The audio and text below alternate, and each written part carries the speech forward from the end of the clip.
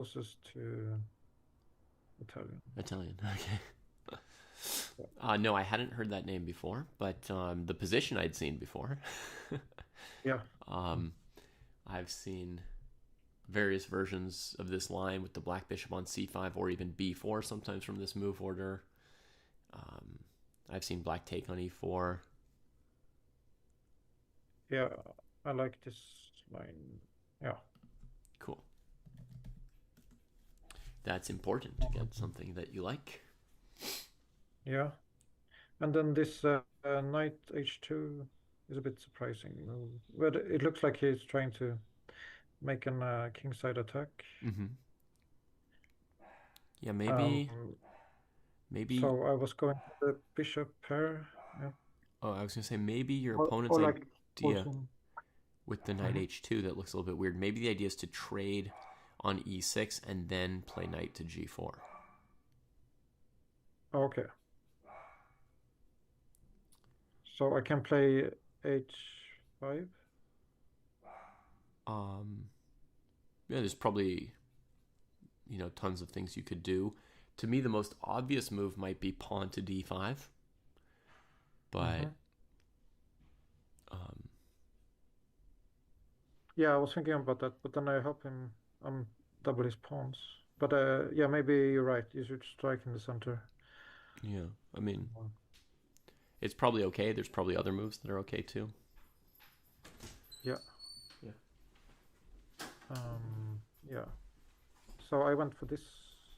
So I don't know if it's, but it feels good because he cannot avoid losing the strong bishop on b3 now.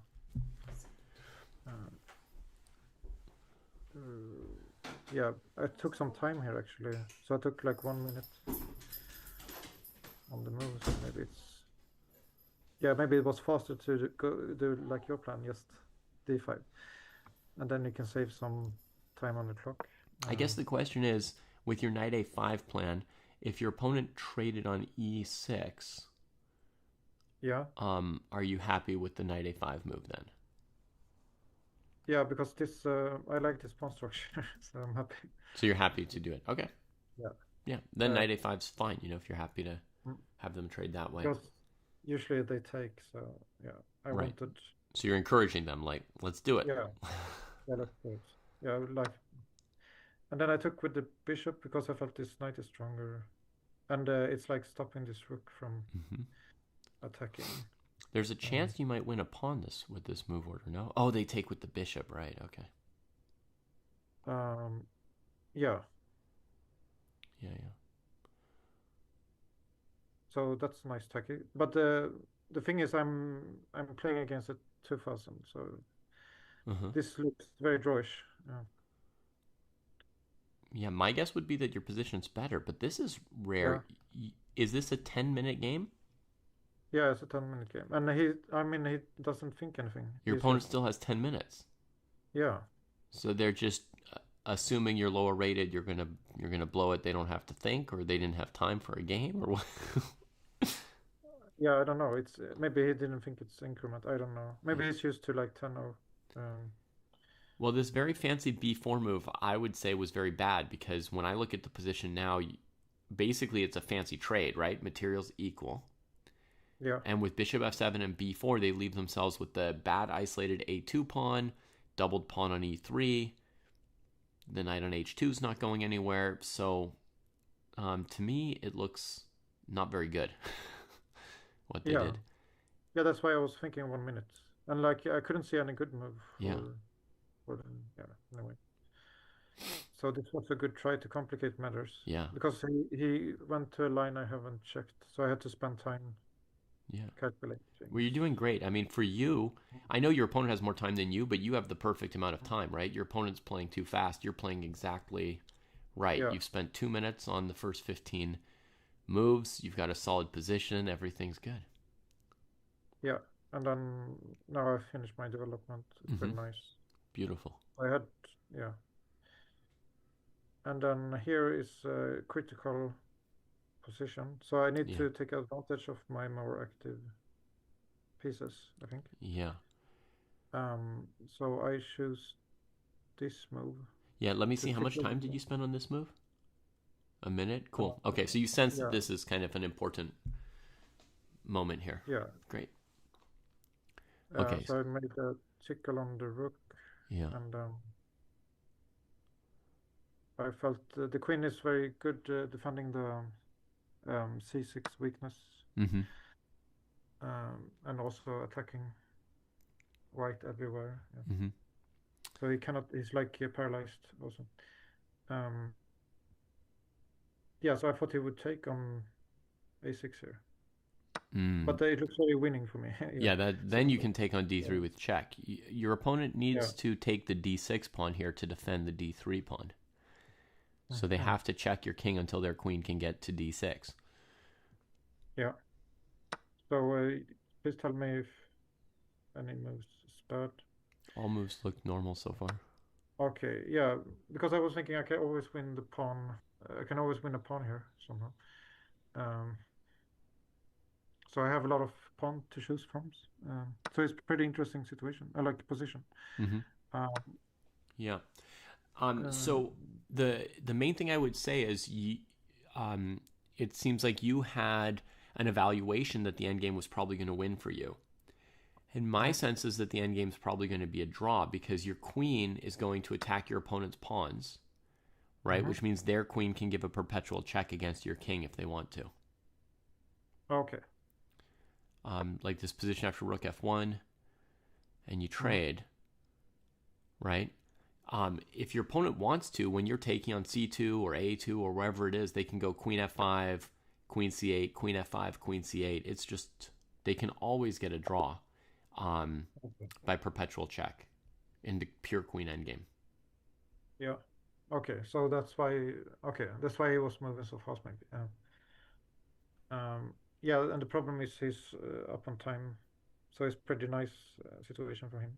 Um, You have enough time to play the endgame easily, right? You could play this yeah. endgame with probably 4 minutes, maybe even 2 or 3. So he's got a lot of time, but it doesn't hurt you. You're doing fine. Yeah. So now. Yeah, but I was thinking like about weaknesses. So I have like a weakness on a6 and e5. Mm-hmm. So I was thinking, yeah, and then I'm attacking his pawns. Yeah. At this point, did you think you're probably So winning or probably drawing or? I wasn't sure. I felt that was a bit better because I Okay. didn't have double pawns. Yeah. Um, and I felt this was strong because I got some passers now. So If you wanted to do this queen a2, it's better to do it before you give those checks because your opponent's king was hmm worse on the back rank. So like right here, you could yeah. just take it if that's what you wanted to do. Oh yeah, then yeah, it's worth like an extra point. Yeah, like now the queen is 10 points. Yeah, you've When got you have, options like queen yeah. to d2 or queen b1 check, just moves that might be a little bit useful for you. I mean, Yeah, it's I still think in uh, general your opponent should be able to get a draw in this endgame. yeah, okay. Like they could always bring their queen towards your king and probably get a perpetual check, I think. Yes, I'm trying to think what I was thinking. Oh yeah, I wanted to maybe take on e3 something. But I mean, yeah. So I guess I was because I had such a time advantage. Maybe I didn't think so much. Let's see. Yeah, I didn't think so much time on this moves. Okay. So this felt pretty natural. I was just trying to see if he made a bad king move, but he Yeah. didn't. Uh, Mm-hmm. and then, yeah, so the goal is to like, because now I only have one weakness on c6. Mm-hmm.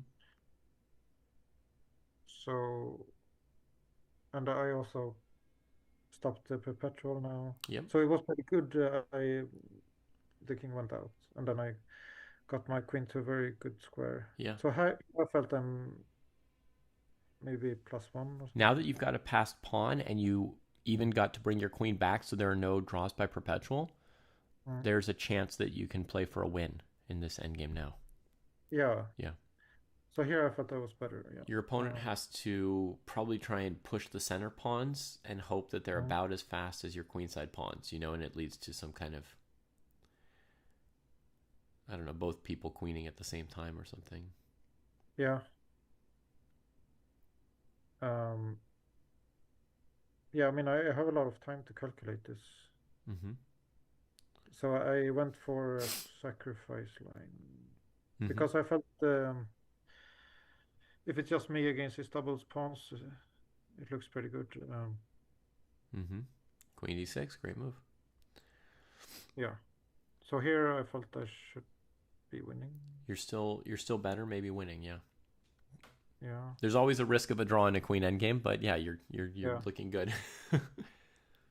So here, yeah, I think I should, in hindsight, I Mm-hmm. should have moved the king. Yeah, But maybe even h8 so you're not on the diagonal. You're basically just trying to oh, okay. escape checks whenever you can, right? And then if you ever Mm-hmm. get a chance, you push one of your passed pawns one more step, and then maybe your opponent gives some checks, and then push one more step if you can. Okay. Yeah. So because now I felt he got a lot of opportunities everywhere. Mm-hmm. So I guess if I put the queen on b7, but it's hard to have the queen there. I mean, he can just invade. But I need to have a king on e6 and a queen on b7. Then it looks good. Potentially, when I just look at this position, the ideal square for your queen looks to me to be d5 because very often the center of the board is the best for queens in Mhm. queen endgames. Now, I mean, queen endings are to me the hardest endgame there is, so I don't feel very Mhm. confident telling you stuff about them. But sometimes Yeah. when the queen's in the center, she can cover a lot of spots on the side as well. And here you could kind of attack your opponent's pawns and defend yours and block some checks to your king all at once. So I would think somewhere in the middle of the board, like d5 or f5 Oh, yeah, or that's nice. e6. Yeah, he can just block. Yeah, so if I'm because if he puts the queen on b4, then I cannot do anything. Yeah, so that's true. Yeah. So here, I think I went. Yeah, I went like this. Mm-hmm. Yeah, so I have no idea like what to do. Right. I think. I mean, so again, queen d5 is an option because if your opponent trades Mhm. queens, you probably win the king and Yeah, pawn ending with your distant pawn. yeah, this looks good. Yeah. So that's definitely an option. Um, you know, and then the idea is you're making them defend their e pawn, right? So their queen has to sort of Mm. defend. Maybe they go somewhere like f4, and then I don't know, c5. Mm. Yeah, I mean they're going to Okay. look for a perpetual. They've got some chance to get a draw, but Okay, maybe this is forcing. mm-hmm. Yeah, and then you have to go back to e6. Mm. Oh, this looks interesting. No, it doesn't work. You can trade and push the b pawn immediately. Try and push the pawn. But then the black pawns, they look good, right? The B and C pawn. If white plays queen Uh, f6, you win. You just take her and play b4, and you get a queen Yeah, immediately. yeah, it looks very good. Yeah, Yeah. but it doesn't work. Maybe we can delete it. Um, yeah, so this looks winning. Should we check with the engine? You can if you want to. It's Okay. it, it's looking pretty It's bad for like, white because almost any maneuver they do with the queen, you'll win the pawn on e5 with check, and then you can put your queen on e7 or g7 and keep pushing mm, pawns. okay, yeah. Yeah, the engine confirms. So we can write, do you put moderate advantage when it's, You could put the one completely winning if you want on this one, since the okay. computer confirmed it. If I didn't have the computer's confirmation, I would have put moderate because I don't know for sure if it's enough to win or not on my own. Yeah, yeah, yeah. Okay. But it's starting to feel But very good. yeah, but if you take the time situation here, Yeah. then maybe it's not so good. Yeah, so it's maybe moderate. Yeah. Okay, so I went here. So this feels a bit passive, right? Um, It's not too bad, but you're, I don't know. We'll see. Are you threatening something? uh, Maybe threatening c5, and then they play this move, and then you can't play c5, and here they've got queen a7, which looks like there's some drawing yeah, I chances missed there. queen. I missed the queen a7. Yeah, Hmm. very strong. Um, Oh, and from here they could even push e6 and then queen f7. That's kind of their threat. yeah. So here, so you cannot go like this.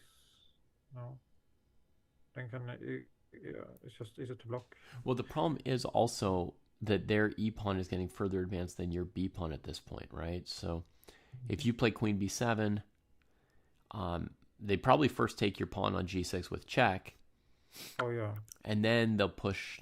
Then they'll your oh, it king looks will have very bad. to move. Oh They'll yeah, take yeah. more pawns. Well, it looks very bad with the king there. Ah, Yeah. maybe it's better to go here. Yeah, but it looks pretty drawish. So probably it's a draw here. Yeah, it seems like white's out of danger. They can just keep checking you on b7 and Mm. a8. Yeah, so it's a less. So it's pretty equal here. And when they play queen e7, it means they're going to try to play for a win now. Mm-hmm.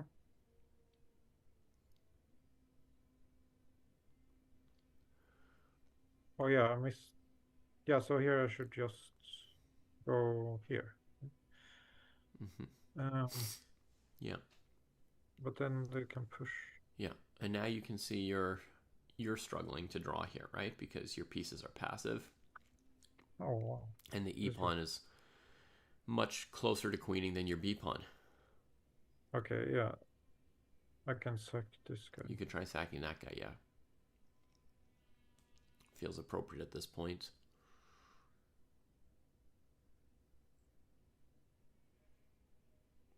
Oh what? You have king f7 to hold on. Oh queen. Oh wow.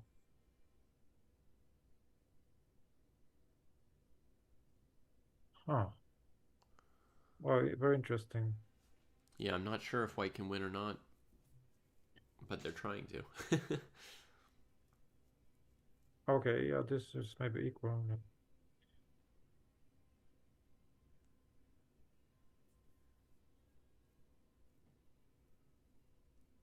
Hmm. That Yeah, position I looks think equal. black is. Yeah, maybe black is a bit better because it has an outside pressure. Okay, yeah. So I should have gone for that. So what is my time situation? I got like 3 minutes and 46 seconds. Yeah. So I mean, yeah, it's very tough. I need to One second. calculate One second. Sorry. every endgame also. Yeah.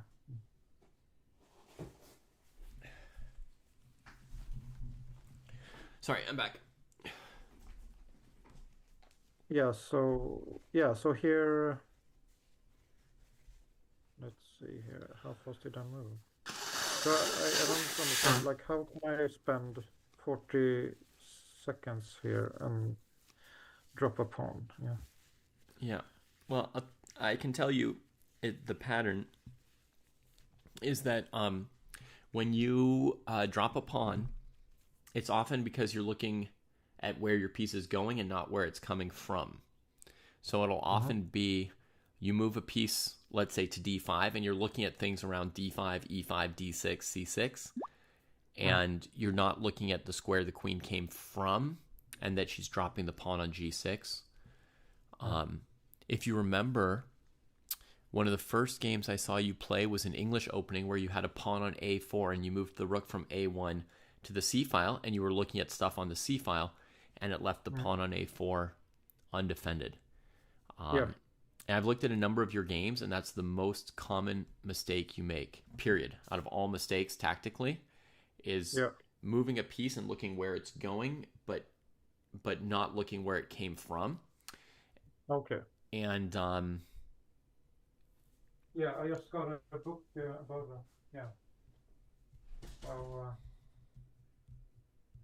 yeah, because I have this book, Back to Basics by Don Heisman.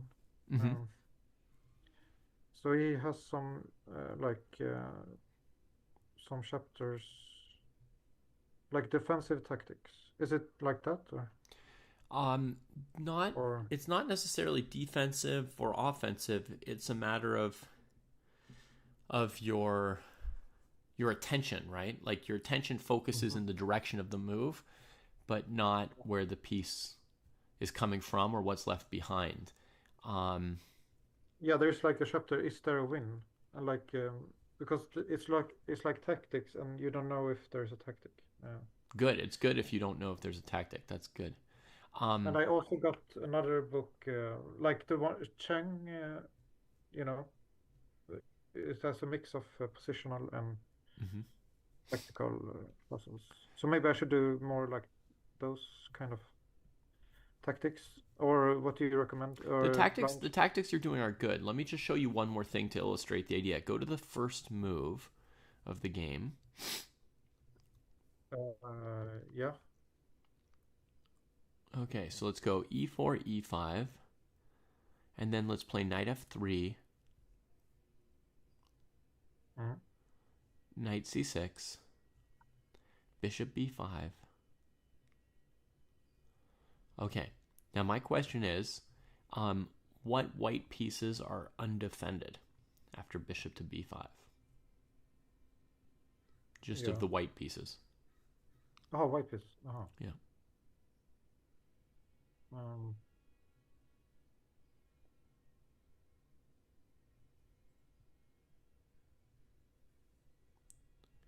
yeah, like these ones. Okay, good. Now Oh, and let's this one. play. Now let's Okay. play a6 for black. Mm-hmm. Bishop takes c6. Pawn takes c6. Sorry, d pawn takes, yeah. And then knight takes e5. Mm-hmm. And now you know queen d4, right? But Yeah. let's take back queen d4 and let me show you one other move. There's also queen g5. Oh, is that better? No, Move?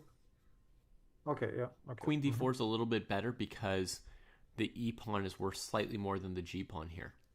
Okay. I just So wanted to what show was it? you this because this Yeah. is a small tactic which is based on the fact that bishop b5 left the g2 pawn undefended. Okay. Right? It's an example of a move that left somebody else behind, right? So Mm-hmm. what you need to do is not do different tactical exercises. The plan we came up with last week is great. Just keep working on those Mm-hmm. two chessable books. Yeah. I think they're really good. The key is just I mean the remedy, so to speak, the thing you can work on a tiny bit is when you're moving a piece to maybe sometimes ask yourself, what am I leaving behind as well as where am I going, right? So Yeah. let's go to move 3, bishop to b5 in this variation. Yeah. Yeah. So just when you see bishop b5, Mm-hmm. to ask yourself, okay, I'm going to b5, my bishop's undefended, it's attacking their knight, but what did Yeah. I change where I came from? Right? Mm-hmm. Oh, the white king has an extra square he can move to, the g2 pawn's undefended. Mm-hmm. You know, I don't have a piece on the king side defending the light squares anymore because I sent my bishop to attack the light squares on the queen side. And if you just sort of start occasionally asking yourself about what am I leaving behind as well as what am I going to, I think that over time will help you to miss these things less often. Okay. Yeah. Yeah. So if I was thinking 40 seconds, then I can take like 3 seconds to think about Yeah. Like, am am I I leaving hanging? something Yeah. undefended behind me, right? Or how am I Yeah. changing the space behind me? Because Mm-hmm. normally this is, pretty common, but when you're looking at queen d5, you're thinking like, oh, my queen's attacking their queen. Oh, my queen's attacking their e-pawn. My queen's defending my pawn. My pawn's defending my queen. And you're Mm-hmm. calculating if they take on d5 and I take back, is that okay? And you're calculating if they just leave it and I take on d6, is that okay? Mm-hmm. So normally our attention is drawn to these two queens that are attacking each other. Yeah. And you want to spare a moment to just ask yourself, okay, but also what about where I'm coming from? How am I changing the situation around f7? Okay, do you call it board vision or? It is board Uh, vision, yeah. okay. And Hmm. basically, it's breaking a little bit of.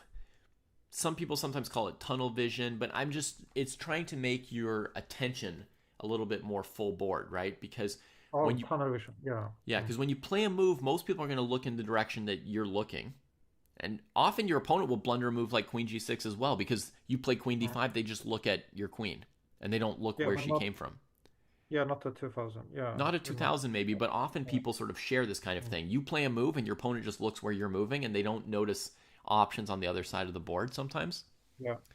Yeah. So here you can see the difference in rating. Yeah, from this move. Yes. Mm-hmm. Yeah. So this is kind of move in my range. Yeah. Yeah. Okay. So then I guess he was a lot better here, but I didn't understand why didn't he take here? That's very odd, yeah. So I was planning to run. Yeah, and then they can bring the Uh, queen back to f6 and they've still got good control of the position. yeah. Yeah. That's Okay. weird. That is weird they didn't Yeah. take the second pawn. Yeah. So we came to this uh, Yep. position.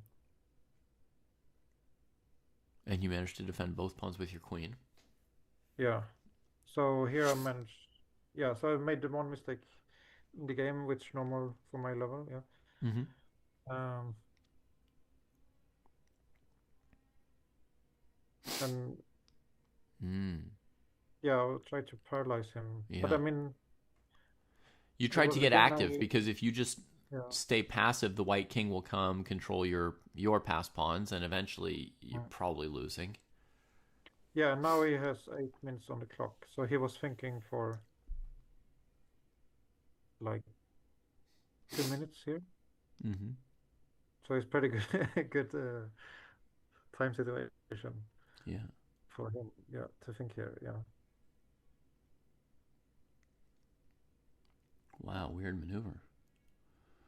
Yeah. So I guess he was trying to find the most complicated line he could Uh-huh. find. Yeah. Whoa! Oh, oh, this is. Oh, wow! I got a queen. How can I miss this? Oh, I got 36 seconds. Like, how can it? I can just win the queen here Yeah. uh, by this move. Yeah. Yeah. Crazy.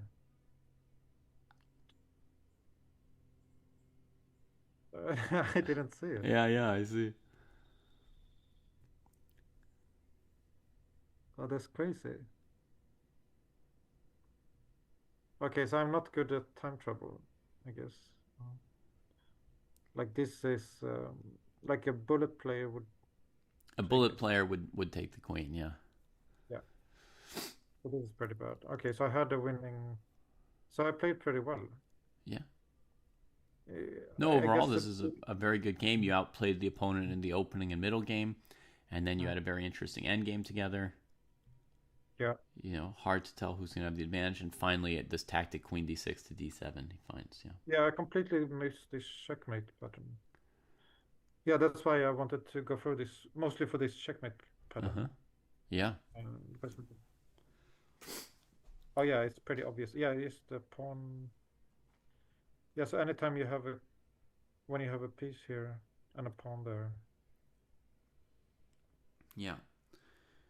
um, The key to it is that sort of queen d6 move because of the king and queen being lined up. You can't get out at f8 or something, right? So it kind of, or sorry, you can't get out at f6, right? So there's like check, mhm. check, and it forces the king back into the checkmating area, or lose the queen, which is the same as losing. Yeah, okay, Yeah, yeah. So we can see. yeah, Yeah, this definitely, is definitely a great game overall. yeah. Okay, great. High level stuff. You used your time well. It's a great fight, and those are the kind of games I think, Martin, that make somebody better at chess. I mean, obviously, you don't want to play every game against people over 2,000 because you'll probably score about 15 to 20% and start getting potentially depressed depending on the person's character. There are some people who are fine, just play strong opponents, lose every game, and absorb stuff. But most people need to win sometimes. So, Yeah, yeah, but that's true. to games like this one where you fight that hard and the game is so close against a Mm. strong player, and then afterwards you play over the game like you clearly wanted to do, like with or without me, it seems like you would have played over this game. Playing a Yeah. game that's that tough a fight, then looking at it afterwards, you always come out with some new kind of strength, you know? Yeah. Oh, maybe I lost the analysis. Oh, but it's okay. Like maybe this game here will be the game where you learn something about the power of the queen being centralized in queen endgames, because the game makes such an impression on you, and you cared about it and thought about it so much that you're like, oh, I Mm. see how a queen on e5 or d5 can be good. Yeah. But this is pretty interesting. Did we analyze this? Let's see here. Oh yeah, we thought the white was better here. Yeah. Yeah. Yeah, at this Okay. point, white's in control. Your opponent had a plan to bring their king into the game. They also have a winning move here, apparently, with queen h5 check. The point is, if you go to e7, they can take on c5. And if you go to d8, they Oh, can go queen d5, get the queen into right. d7 with tempo, and then push the e pawn. Oh, okay. And their queen is even covering the diagonal of checks towards their king. So they're just kind of Okay. immediately winning more or less with this maneuver. Mm. And I guess this situation. Okay. Now this recording is in the way. Okay. But there was like here was also something winning, like here. Um. So it's weird. He has 8 minutes here. So. So why is this winning for white? Why is the position winning right now? Yeah. I mean,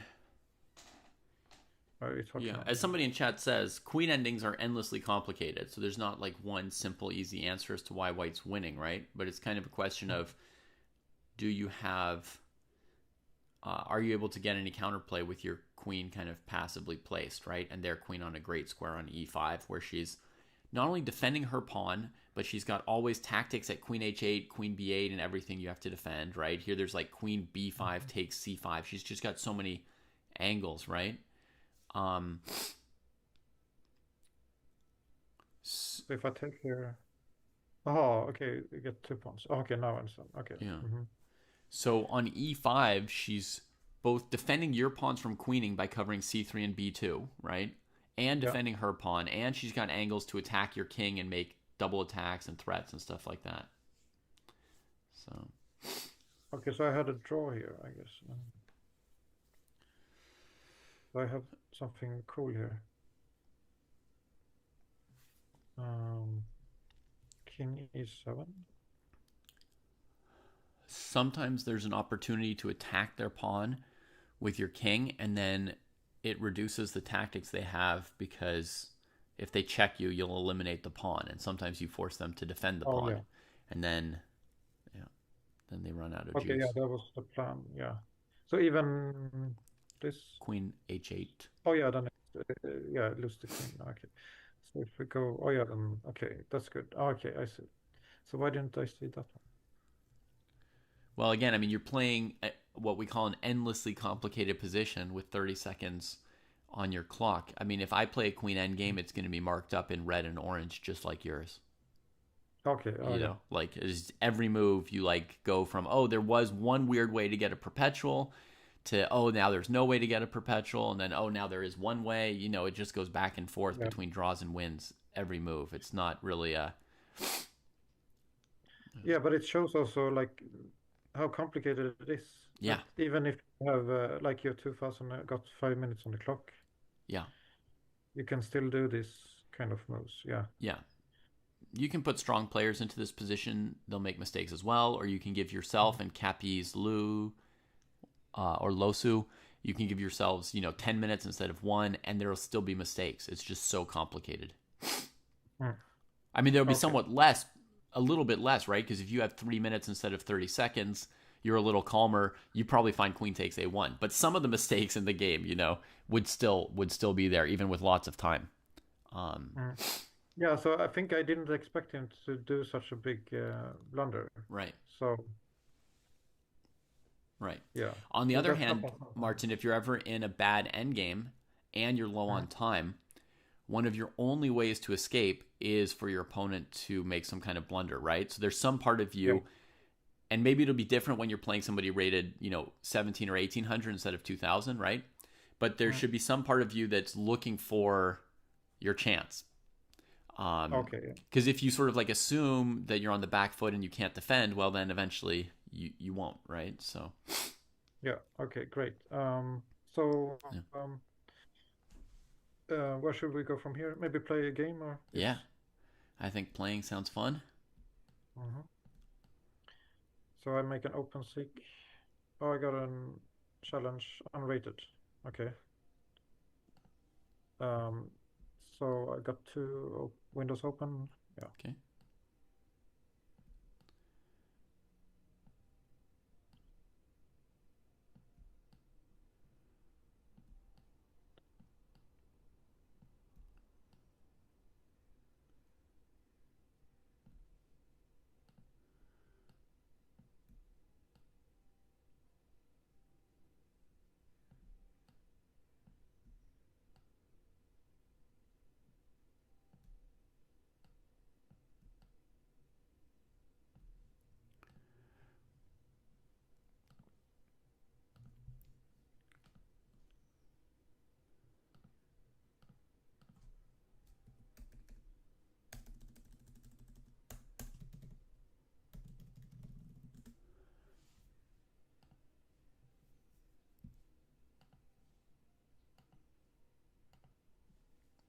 All right. So now we got a game going here.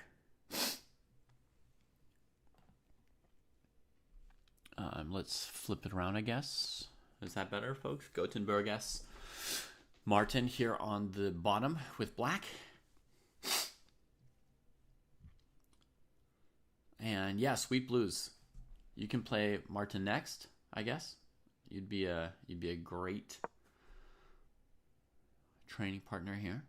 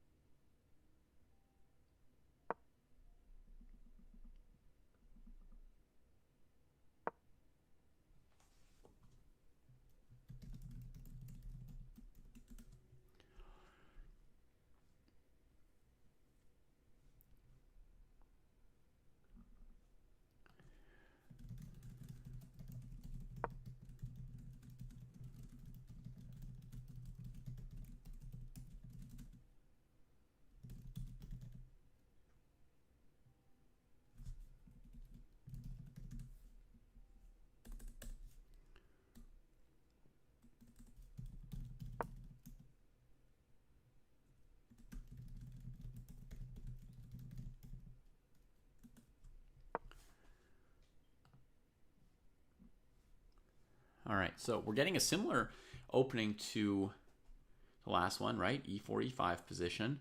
Chased the bishop, but it's escaped, tucked itself away. Hey, robots for brunch, welcome in. So it's 10 minutes plus 2 seconds. Position looks pretty balanced. White's completed a nice maneuver of the knight here, so they're going to want to, bring the knight forward at some point. It's interesting White's holding back on castling. They might have some more aggressive desires. Let's go back and move and see if White could win that knight with b4, as Viral Stigma points out. Yeah, that's something I think we got to let Martin know about, because I don't want to overwhelm players with too many things, but he's playing this pawn structure a lot of the time, and he likes to go after that bishop. So he's just got to know about this knight. I think that's something that, overwhelming or not, we just got to make sure that he's heard of it.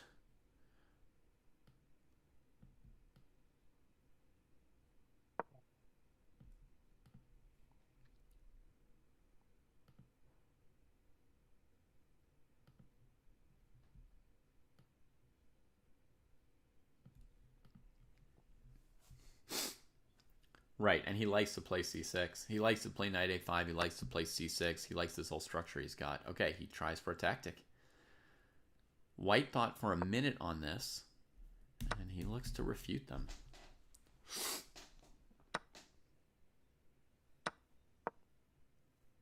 Boom.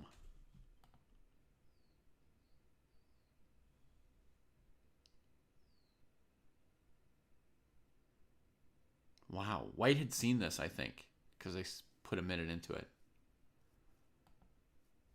That's a nice trap. Bishop f2, king f1, by the way. Very nice. That's exactly the kind of trap that can work against Martin, because he likes to play pretty quickly. So if you can lay little traps like that, yeah.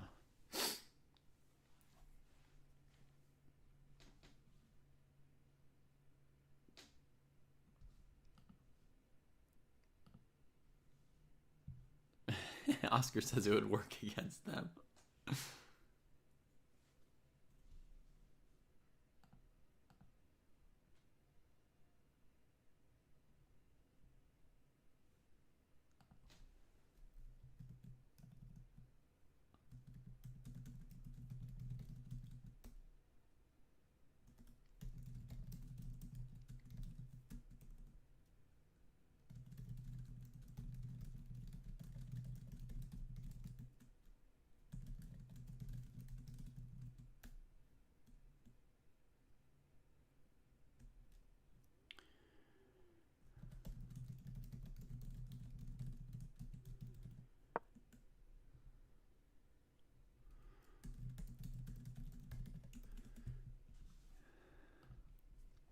All right, fancy move to try and get her out.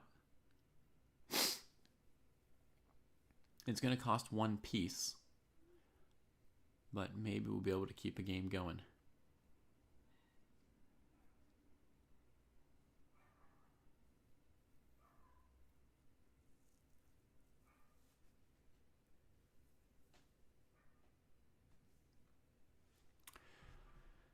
Yeah, I mean, this is pretty high level, but you know, as one gets into higher levels at chess, a lot of it is like, I want to play knight h4. Oh, but I see knight takes e4. So, but then instead of just giving up on knight h4, they check, but what happens after knight h4, knight e4? You know, do I have any way out of it? Because I really want to play knight h4. You see what I mean?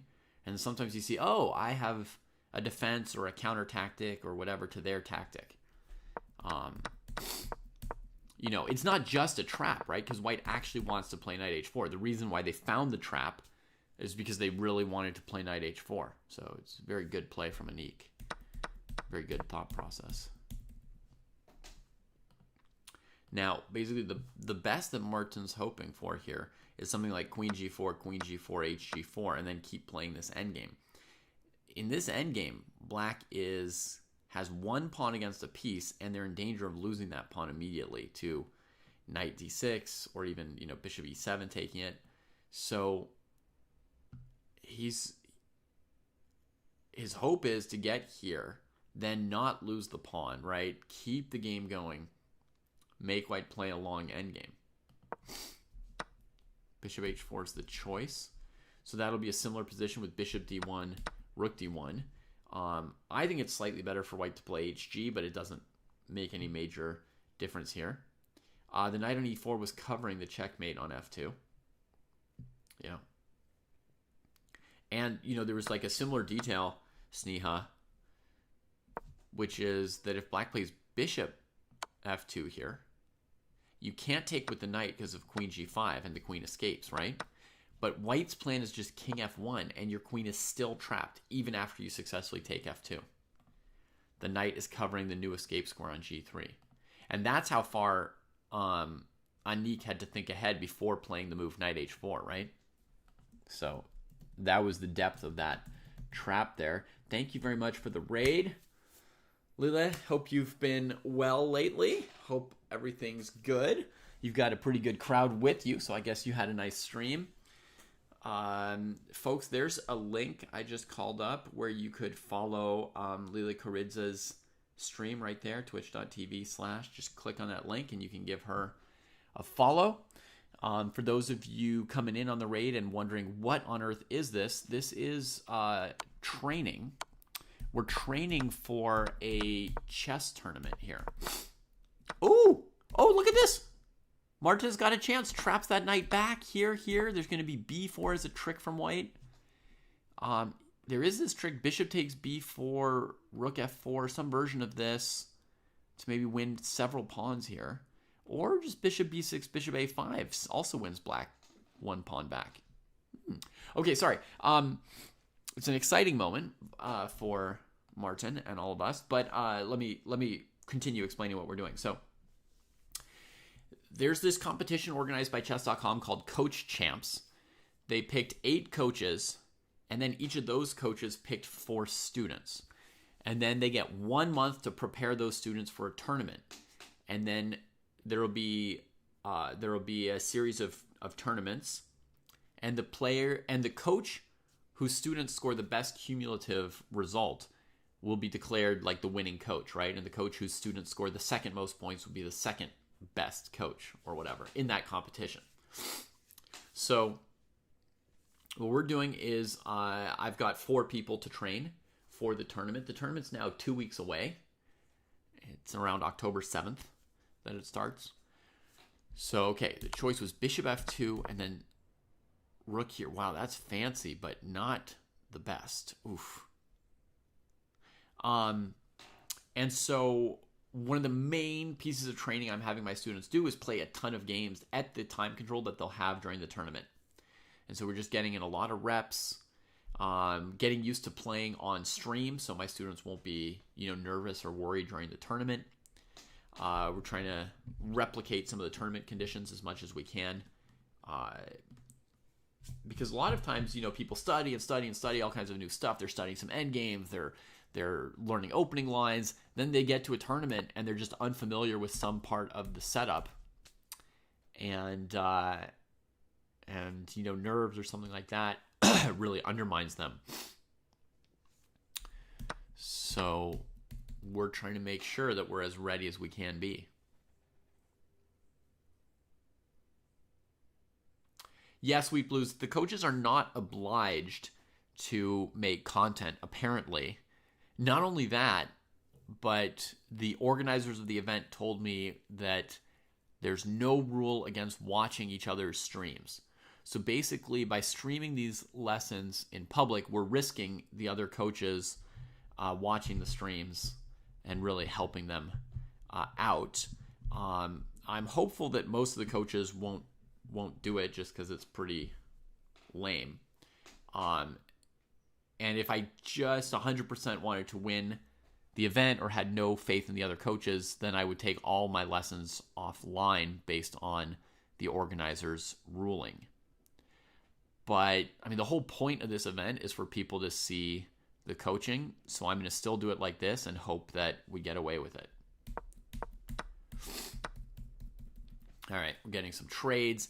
This is going to be pretty hard for black to defend because bishops are just so good in endgames. A bishop pair like this. I can see that Martin wanted to avoid the second rook trade. I can tell from his play that he wanted to keep a little bit of material on the board. Exactly, Sweet Blues. Their reason is that they've got no way to really control it.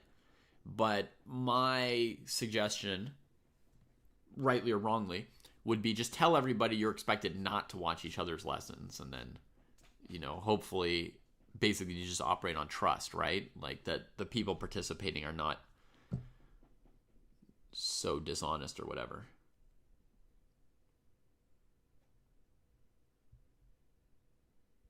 I'm glad you like the event, Robots for Brunch.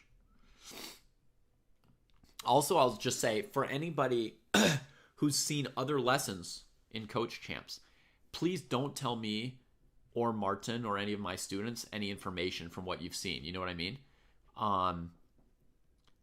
It's great if you do look around and compare other teams' methods with mine, right? That's great. Super fun, cool thing for you to do. Just don't tell us because I don't want that information. I'm very curious what the other coaches are doing, but I'm curious to know after the competition's over. Very curious to hear what other teams did. But I absolutely don't want to know before the competition's over, because I don't think that is proper. Okay, g6, making space for the king.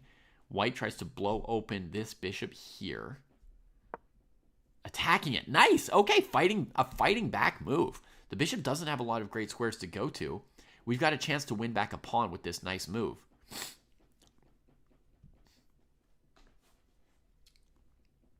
Sorry about what, Oscar?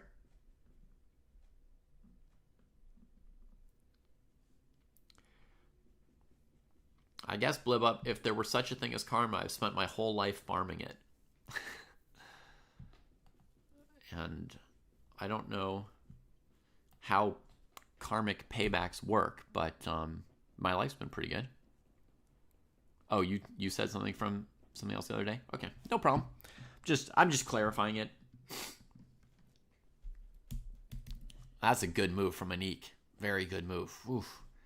You know, we were hoping for something like bishop b3, rook a3, and white's got real trouble holding the pawn structure and the bishop, right? But rook f2, that seems like nicely holding the bishop together and keeping the pressure on this knight. I mean, it feels like the only thing we can really try is trades here to keep the bishop close for a little bit. But then when white plays b5, it looks really, really rough for black.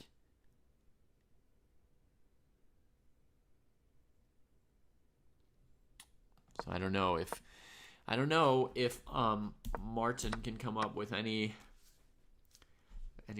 more tricks here to make life difficult for white. White's down to 2 minutes, so you know we just need to make it a little hard for white, just a little bit longer, you know. If you can get someone down to 30 seconds, a lot of people just kind of freak out and it becomes random. So if we can set enough problems for white that they need another minute and a half to figure out what they want to do.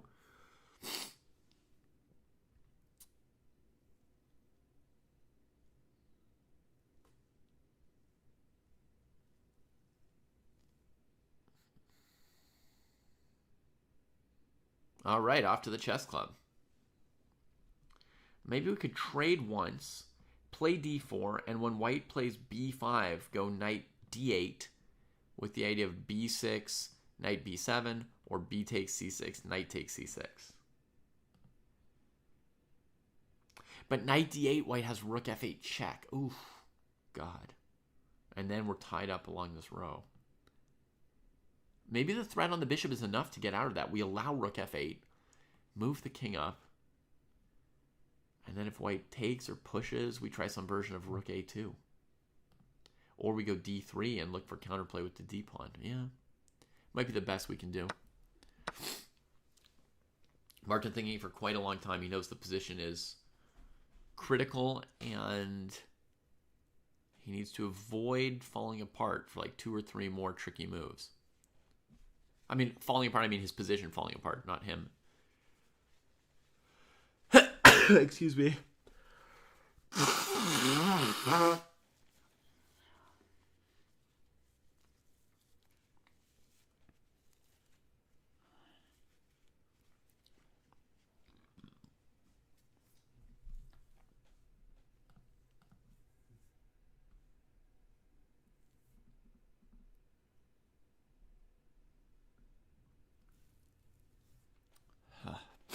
Okay, we got an idea. Move played knight g5. Nice. Takes, boom. Yeah, wow. All right, let me unmute for a second. Okay. Yeah. So, interesting game. Very strong opponent. They set a very good... They had a very great move, knight h4, right? Yeah. And Yeah, so I just know the theme I can sack a knight, but I haven't seen the theme you can trap the queen that before. theme where they then retrap your queen. Yeah, very clever. And I assume that your opponent, from the time usage and the way they thought and played, I'm pretty sure that they wanted to play knight h4. They saw you have knight takes e4. And then instead of saying, oh, shoot, I can't play knight h4, they said, well, let me check if there's no resources here for white. And then they found that resource. So I think they did a really good job on that move. There's one thing that I need to warn you about because it's a pattern that you're going to get in a fair number of your games. Let's go to move 10 of the game after bishop a2. Oh yeah, I was thinking I didn't like knight a5 actually. Okay. The pattern you need to know, because it'll come up, because you do play knight a5 now and then in these openings, right? Is that if you go knight a5 and then c6, you trap your knight on a5, and white could play b4 and win the piece. Oh yeah. So be very careful about that. You can do that if you've already moved the b pawn to b6 or b5 or something. But if you go... But I can go... Yeah, so I should have gone c5. You could go c5, yeah, or you could go b5. But if you go knight a5 and then immediately c6, the knight will often be trapped to the move b4. Yeah. I could have gone b4 directly. Yeah. Okay. Yeah. Yeah, of course. It's a common pattern. Yeah, so I always go c5. Okay. Usually. But here I was thinking I need to protect the knight. You were trying to protect the knight with your queen? Yeah, but I didn't think about trap. I was trapping my knight. About the trap, yeah. Yeah, that's a good theme to know. Yeah, think about always. Yep. And that's it. I just wanted to make sure that that doesn't that's not a surprise at some point later. Other than that, you did a great job of trying to fight back in the piece down endgame with the pawns, and there was still hope, and you thought really hard towards the end there at one point. I feel like we just needed one or two more like difficult moves to pose white, and then they would have gotten down into that 30 seconds where it becomes kind of random. But c4 was a great move, and then they managed to break their bishop free, and then it becomes easy. So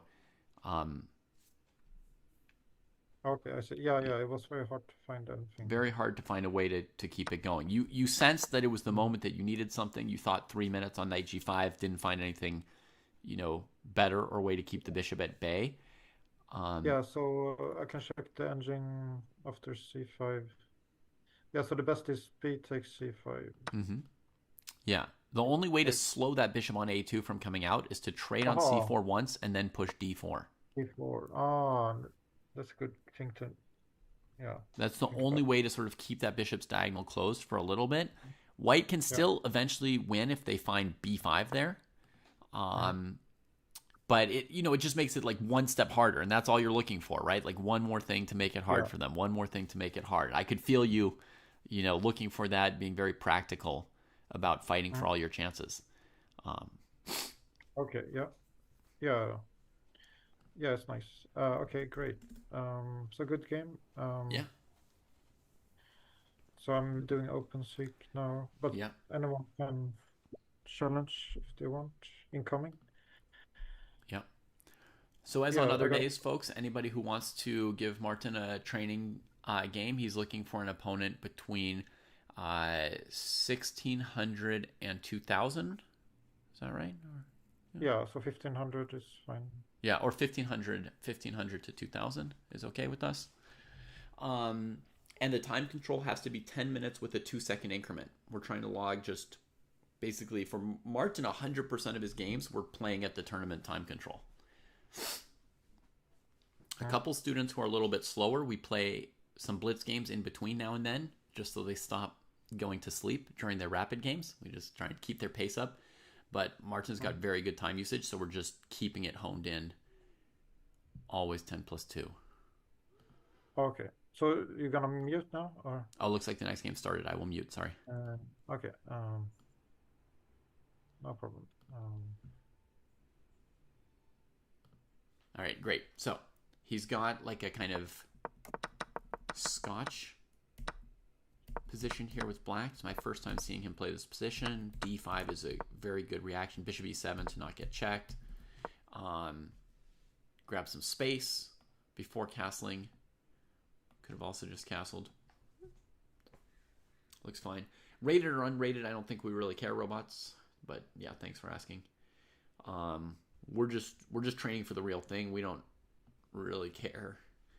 Whereas rating is right now, all we want to do is get as high as we can in that tournament.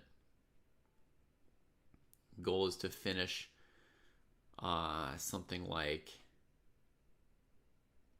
maybe between second and fourth place out of 8 in Martin's tournament. Anywhere in the second to fourth range would be very good.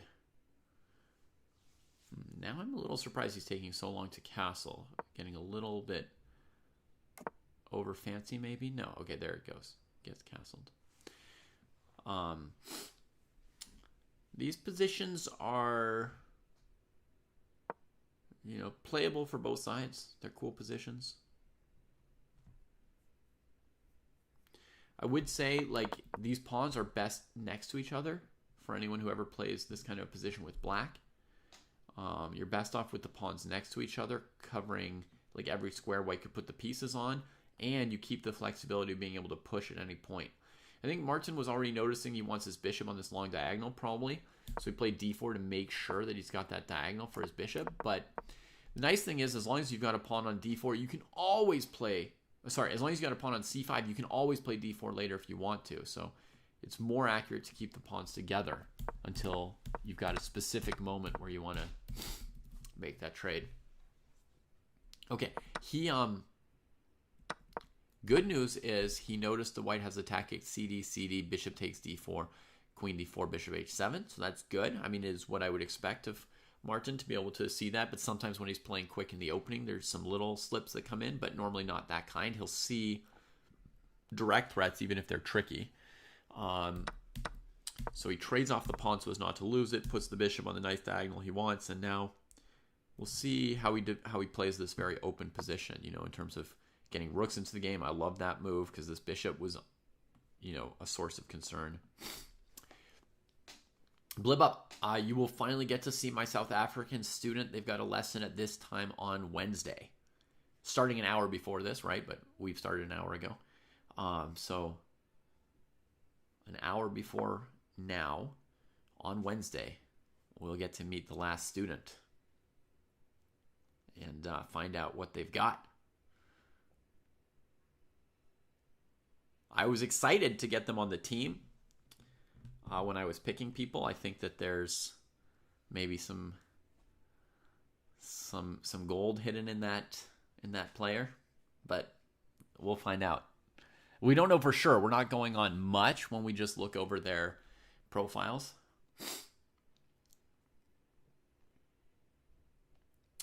Robots for Brunch asking for guidance on when to push a pawn as opposed to keeping them together. Basically, the default is you always keep them together, Robots for Brunch. You only move one of them when it does something concrete that you really want to do. It has to be almost like, you're winning a pawn or the game or something. Like, it's got to be a really big deal to push one. So heavy default to just keep them together. Let's say white's knight were on c3, and you're like, oh, I could play d4 and kick it to a worse square on e2. But then it's going to adjust and come to g3 one move later. So you only play d4, knight e2, when you're ready to take advantage immediately of the knight being on e2, because it's not permanent. Otherwise, leave the knight on c3. You can always kick it when you want to at the perfect moment. You see what I mean? You just leave that power hanging over your opponent, that you can kick their pieces whenever you want to. But don't just waste your threats, and don't lose the flexibility of your pawns. Here we can also play c4 anytime we want, because we got the d5 pawn. You could put a rook on b8. White has to always worry about c4, right? And they always have to worry about d4. Leave them worrying about all of the possibilities of those pawns. Because formally, the pawns take away these 4 squares from white's minor pieces. But in theory, they also can take away all 4 of these squares from the opponent's minor pieces, because they could play forward at any point. So that's my basic guidance on it. Okay, so h6, so there isn't the possibility of losing a stray pawn here if we have to move the knight. White's rook's going to come to d1, and now the queen's got to maybe head towards this square. Oh, we got to watch out for bishop b5. So here, bishop b5, bishop c6. You're welcome, Robots for Brunch. I was almost going to call you Robots for Short, but then I realized if you eat Robots for Brunch, you're probably not a robot yourself. So I have to be careful. You got to stay alert. That's an important thing for any chess player. right? Any lapse in alertness, any lapse in focus can lead to a big blunder, right? Like calling a robot eating gorilla a robot instead of a gorilla could be very offensive to them. Ooh, this is unlikely to work out. Lining up this piece with the queen. Unlikely to work out. This should lose a piece, probably. Normally. White's got like 5 different variations to calculate, any of which might win a piece. Bishop e4, bishop c4, bishop h7, check, followed by bishop e4. Knight takes d5, bishop takes d5, followed by either bishop e4 or bishop c4. Knight takes d5, bishop d5, followed by bishop check, bishop e4. So there's a lot for white to look at, but almost certainly one of these moves wins, and also bishop b5 might win a piece. So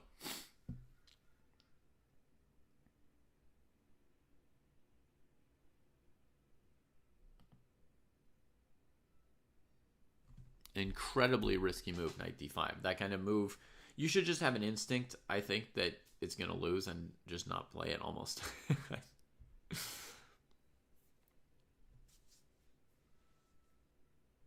Oh my gosh, what direct?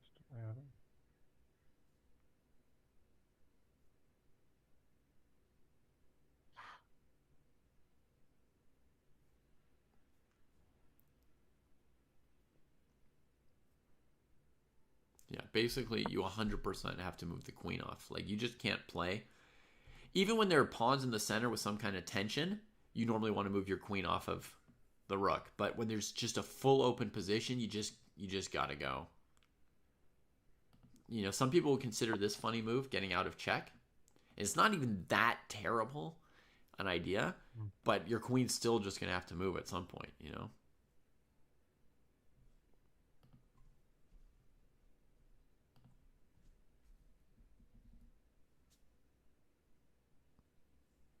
I saw that wasn't stolen. So done. Done.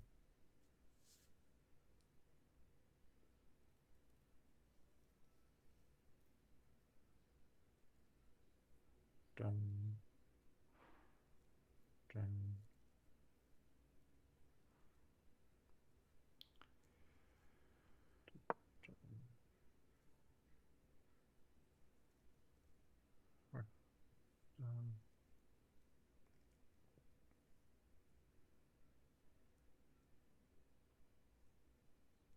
This one done.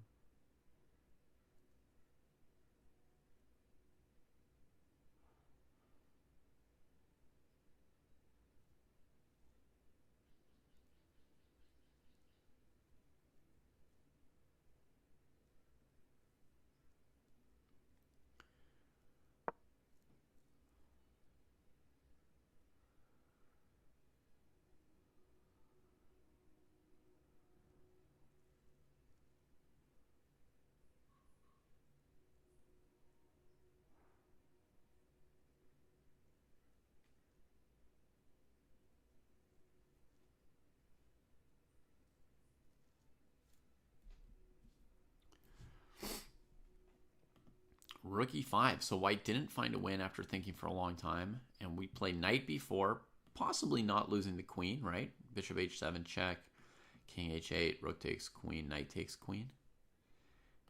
White could give the check and then move the queen somewhere, like e2. Could be pretty tricky to handle. We'll see.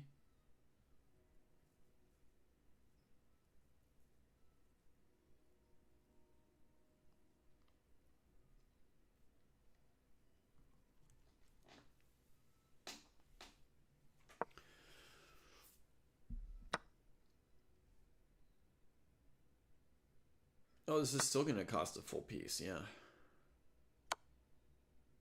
Oh, yeah. That was very clever of white, because the bishop comes out when it recaptures, whether the king's on h8 or f8. I play Go as well, Big Al. Sometimes you take pieces off the board. But chess is definitely savage and uncultured compared to Go. You know, a bunch of pieces just smashing into each other nonstop. No beautiful shapes.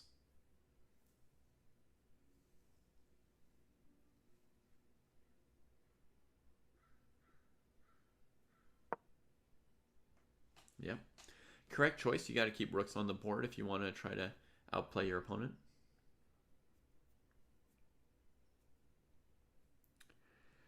You know, Darklight, it's been so long since I've played that I don't remember what my elo was.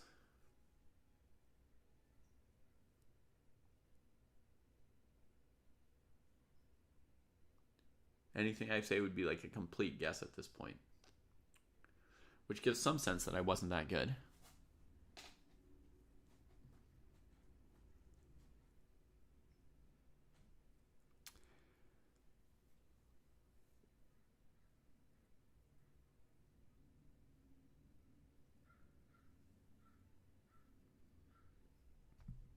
Yeah, landing rook on d2 could be an idea. At the moment, white has rook e2. Putting the bishop on this diagonal and maybe tying up those pieces could be an idea.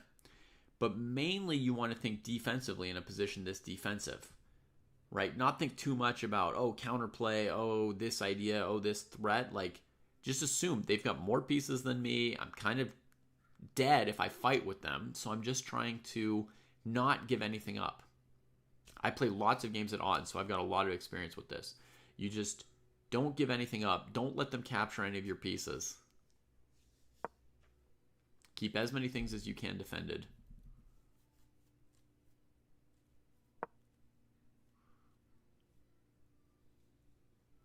Hold the line, indeed. That's right.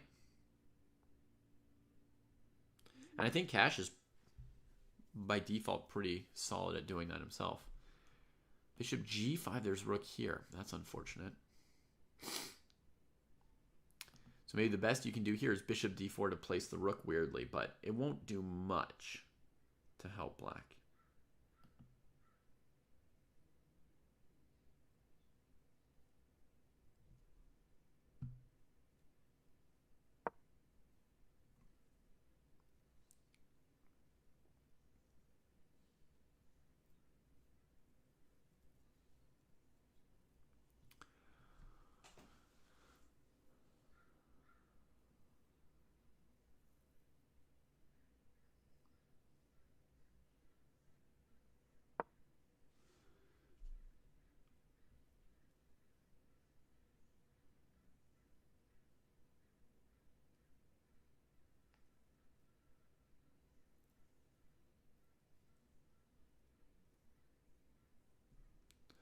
Okay, rook d3. White wants to play like bishop e3 and force some trades.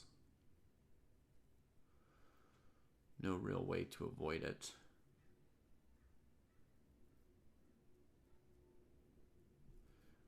Well, I suppose you could go bishop a6, rook d1, king e7, and then you're threatening to take the knight. So you slow down white from trading pieces. Yeah.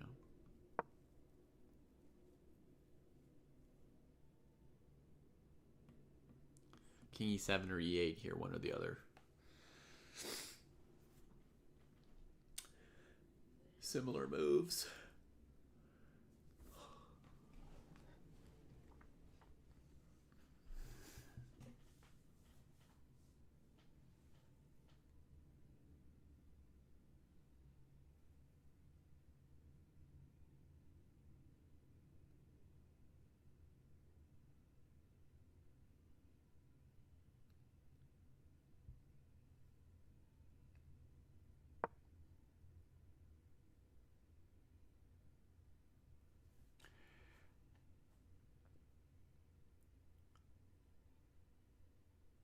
Okay, good. We've avoided a trade for now, so now we can just hang around as black.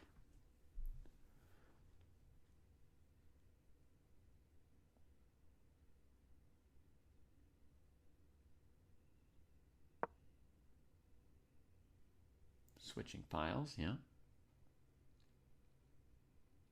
c5 is definitely a problem. It's an isolated pawn that was left behind by d4, d takes c3. White can actually play bishop e3 here because of bishop c3, bishop c5 check.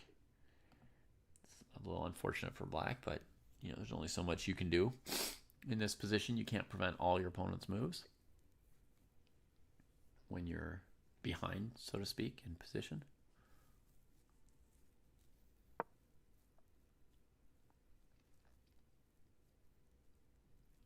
Knight here. Is there f5 rook e1? Some hope here? Martin goes for it. And you never know when your opponent's going to give you something like this, right? That's why you just hold the line. The more pieces are on the board, the better chance there is that they give you one of these. Okay, he should notice rook f3 while sitting here waiting for the opponent's response. Ideally. I noticed it just in time. Now you have to go g6, protecting the pawn. Threatening things like bishop b7 and bishop e2. Okay, that's no problem. Bishop e7 or bishop e2, one of these should be good. Let's think. Bishop e2, rook f4. And we don't really have much, but bishop b7. That's great. He can also trade on e3 just because the pawn will have to retake, not the rook. Bishop takes, pawn takes, and then bishop b7 is fine as well.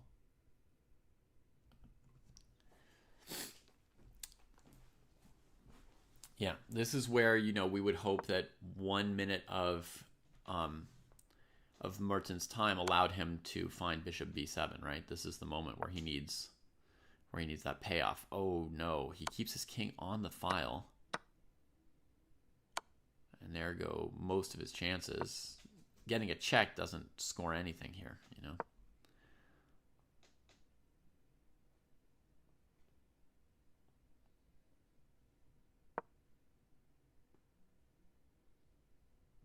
And now, nice move from Sweet Blues. Rook e7 to mop up if you avoid the rook trade. G. What? Yeah. Yep.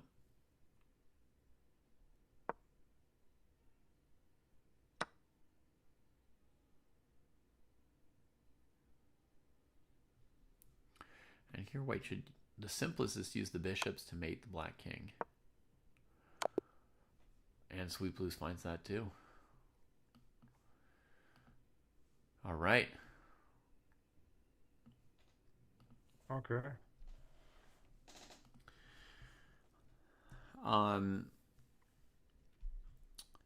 Shall I tell you one or two things from that game? Yeah, so I thought knight before was forcing. Mm-hmm. Very clever against knight before how your opponent put the bishop on h7 and then recaptured on c2 to save the piece. Yeah, I missed that Yeah. combination. Yeah. Yeah, that hadn't occurred to me either. But what I would say is when your opponent plays rook d1, you know, one move before, knight d5, knight b4, you are almost forced to move your queen off of that file. Yeah. When you put your knight on d5, the chances that white has a way to win a piece on the d file are somewhere around 98%. Like there's going to be some variation here that gives white an extra piece, maybe more than one. Yeah, I usually do that, but why didn't I move the queen? Yeah, so like all queen moves are bad. Maybe I can go queen c8. Yeah, okay. Every queen move looked bad to you? Yeah, so maybe queen c8 I didn't look at, but yeah. What's wrong with queen c7, let's say? Yeah, then we got knight jumps on b5 all the time to worry about. Okay, knight b5, maybe queen c6. I'm not sure what the knight's going to threaten on b5. Okay. Oh yeah, I got queen c6. Oh, I missed that. Okay.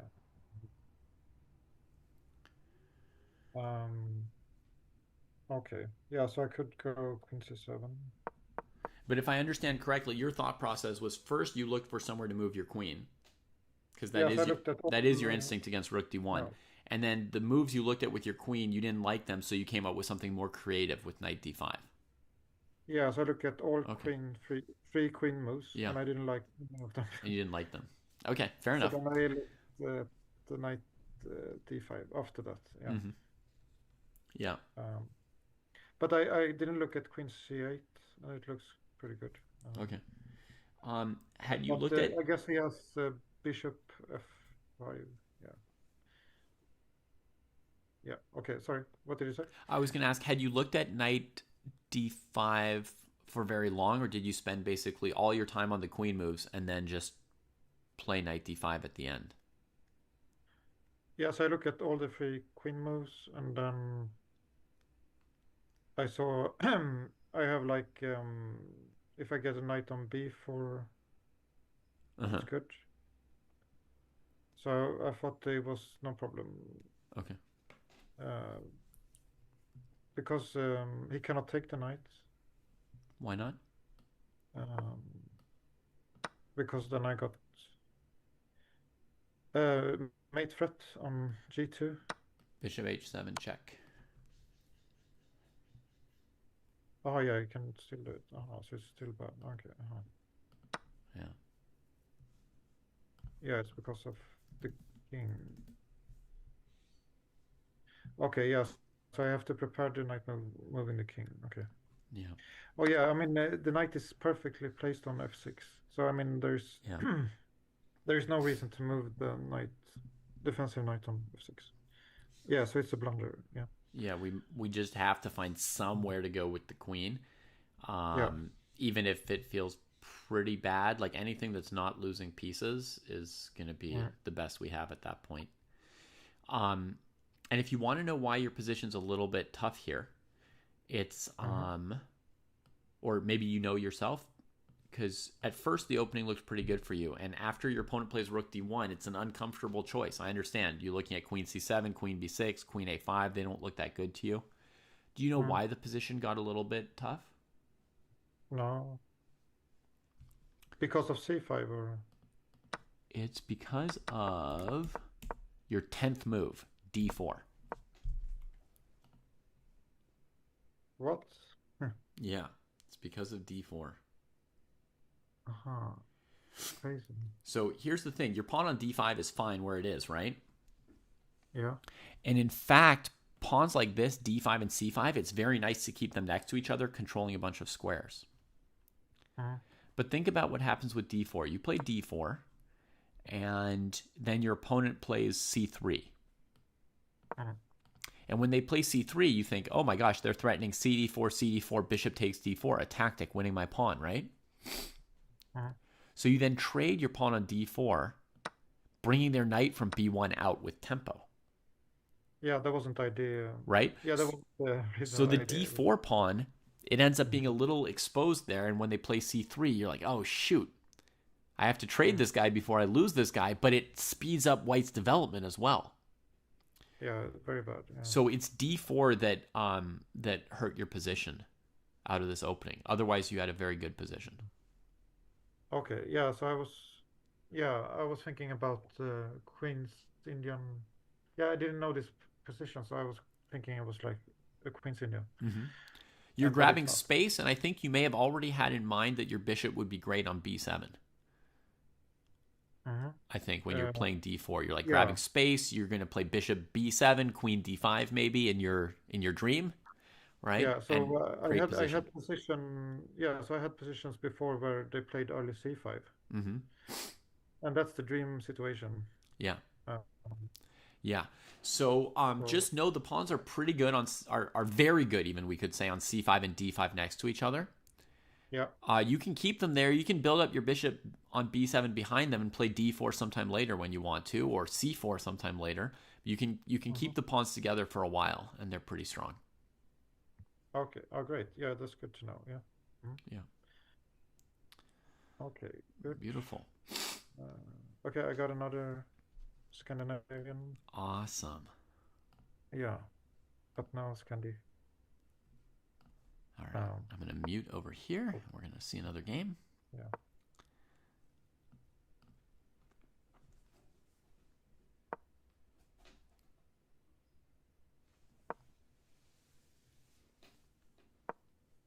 Good, Blibub. If that's what stuck with you, that's a great thing. Yeah, did you have that sense during the game, Sweet Blues, that D4 was a mistake when he played it? It was like the major mistake of the opening. Oh, interesting. Bunch of early trades on D5. So Martin plays something interesting, challenging for that square. Ah.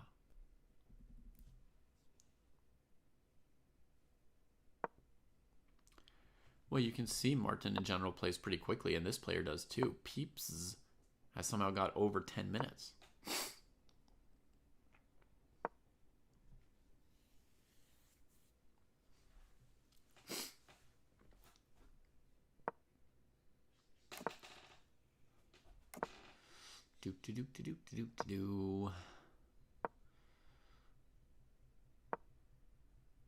All right, and all the pieces are out. Now it's on to the rooks. Question, which file is better? To Martin, Peeps, and chat, right? To everyone we ask this question, which file is better here? Or maybe we just put rooks on both files, right? And see what happens.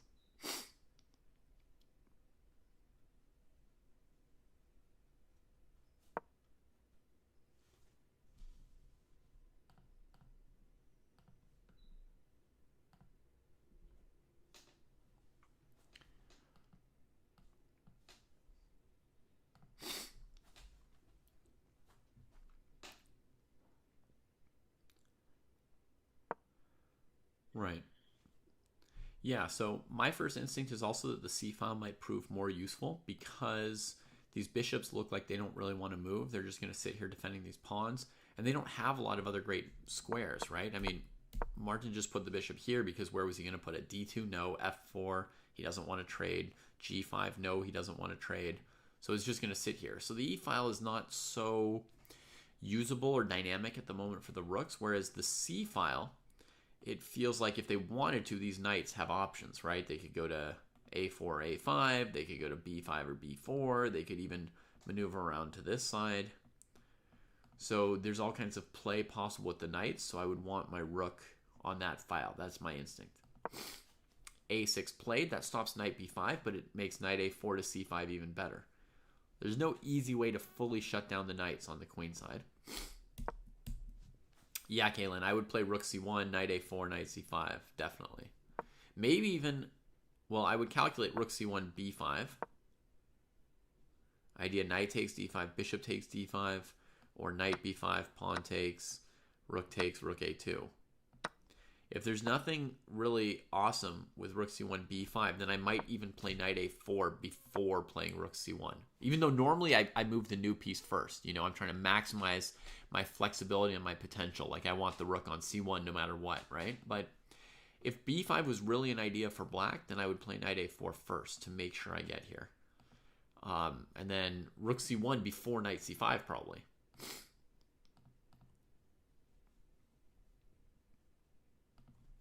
All right, in the game, we went for knight g5.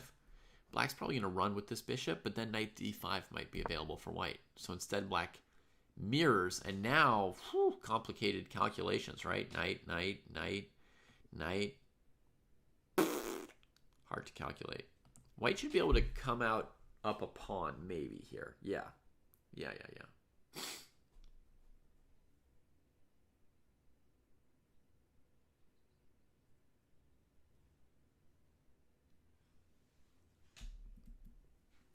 Risky choice from Peeps. Yeah, you could take on b7 at the end. Black can take on b2, but you get the d5 pawn. You can also even go knight e6, knight e3, knight d8, knight d1, and then you just take on d1, they take on d8, and you take on d5. Because you've got a bishop aiming at the d pawn, and they've got a bishop blocking the d file. So you can always get at least one pawn for white here if we go for the Komplikiatsk. Now here, yeah, there's knight c6, knight b7, rook d1.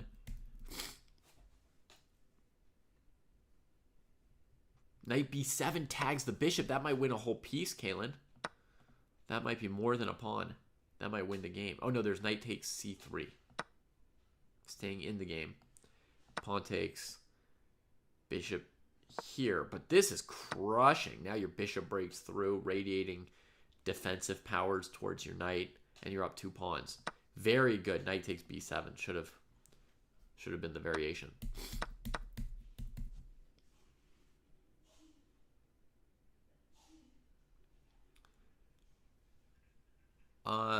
Synesia, playing games is generally good for getting better at chess. Talking with a coach can be helpful. We're not teaching him a lot in terms of like long-term training. We're just honing some little details. So this is very good training for, well, I think, for the tournament that we're playing, right? We're playing the exact time control. I'm not overwhelming him with tons of things to learn, tons of feedback, like, oh, go study these endgames, oh, go read this book. Just some little notes and adjustments here and there.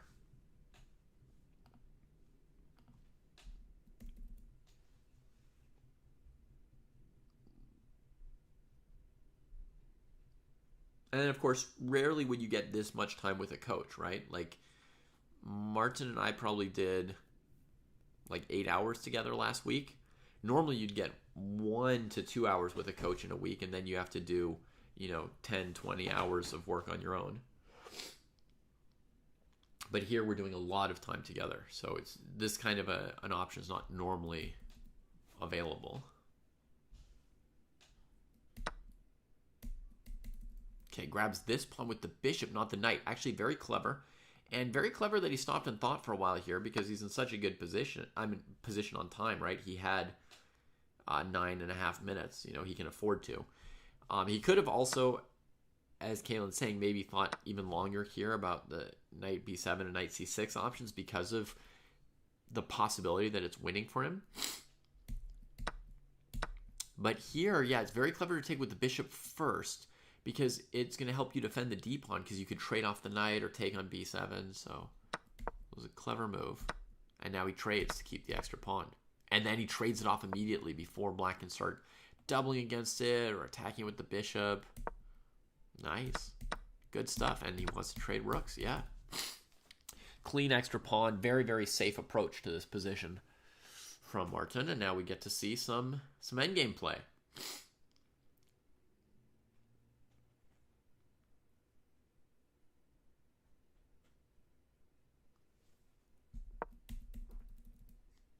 All right. Peeps wants rook e2. That would be like the number one thing I would not want my opponent to be able to do here. There's 2 ways to stop it. You could play knight c3 in general, or knight e3 is similar but less good. Or you can go to your own open file, and then they can't go because of rook c8, and it gives you time for king f1. Rook d1, maybe? Black might be able to play rook e2 here. No, then knight c3 wins. Okay, so it was a trap. And now there's time for king f1, I hope. He could also try knight c7. Very, very aggro. Grab the a6 pawn.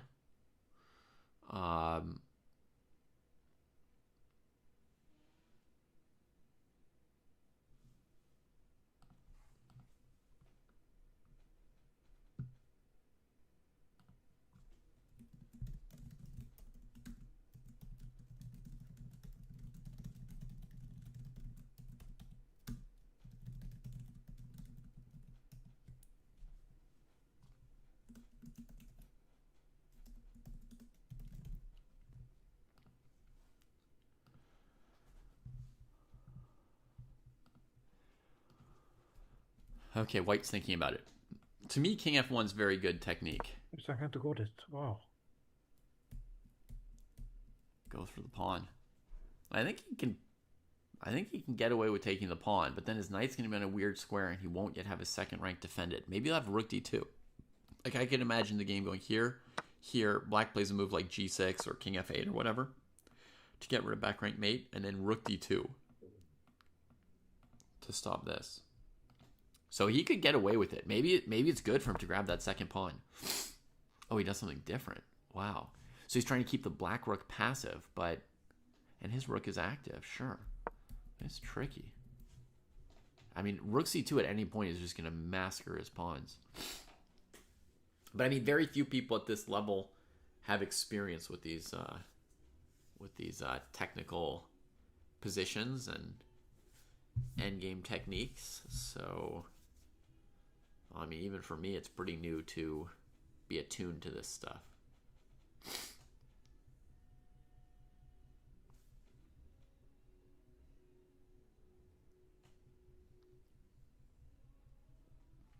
Knight d5 threatens knight e7 and rook a7.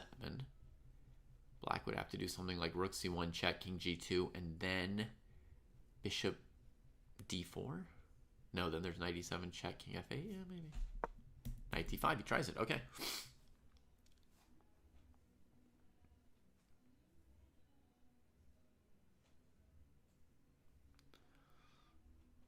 Hey, Winston Smith, you're not a contestant in Coach Champs, are you?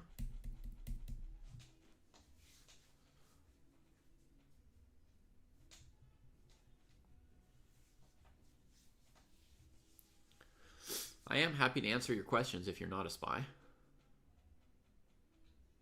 Knight a6 was pretty good because the bishop didn't have good squares to go to. I guess the bishop had b6, right?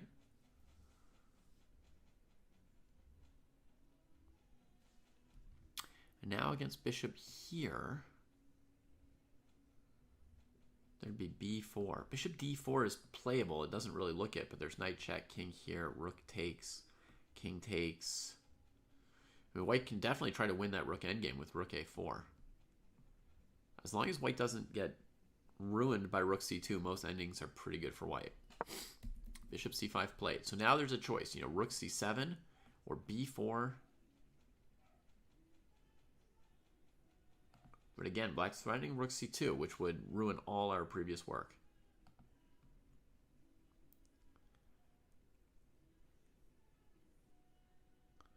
Rook b7 viral stigma, and then bishop to d4, and then you might end up playing rook b8 to get rooks off the board or something.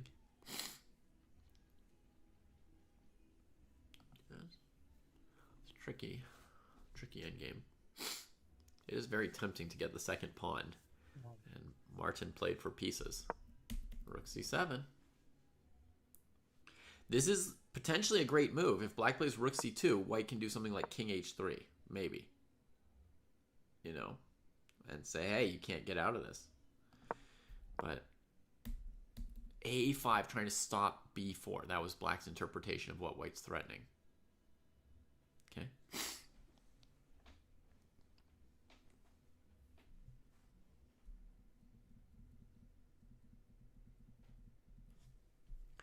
So you could go b3, a3, b4 kind of stuff, or you could bring the king towards the middle of the board. Plays a3. Black's going to have an easy answer there with a4. Yeah, that's going to freeze you. That's going to freeze you.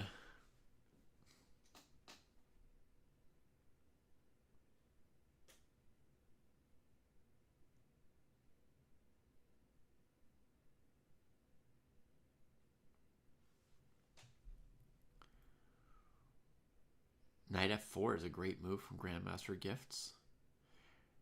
Yeah, very good move. I was just thinking of the very basic, like bring your king into the middle of the board. Because once my king gets away from f2, black can never take because of being tied up. Knight c3. Yeah, very risky move. Oof. I've looked at this too. No, there's no fork on d6, Grandmaster Gifts. That's the whole idea, is that against bishop d6, you have this move. Yeah, now the rook's... Now the pin's been reversed, right? And this goes badly for white.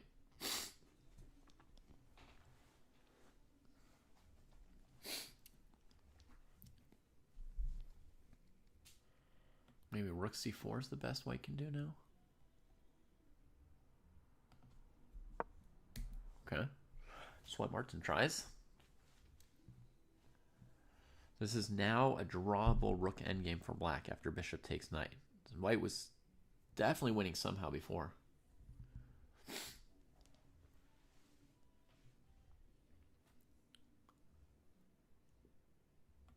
Trades actually take with the pawn, and if they come after this, you take. And if they wait, your king can start trying to come over. There's some winning chances for white. Okay, black keeps the piece on the board. Yeah, and they can still play rook c2 at some point, but at least this is defended now. Let's see, what does white want to do?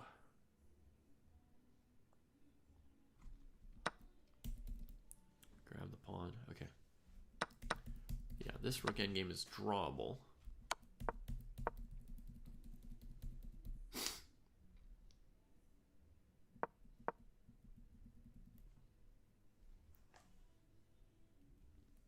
Yeah, this game actually, Martin's playing slower than his opponent, but Martin is again using very good time usage. So Martin is often faster than the opponents, but I mean, just more generally than that, good time usage. Like, he always has some time for his opening, some time for his middle game, some time for his end game. Very, very, very, very good in that sense. H4 might have slowed black, might have hurt black's pawn structure a little bit, yeah. I mean, the position's a draw no matter what you do, Kalen, so it's hard to say, you know, you should or shouldn't do X or Y or Z.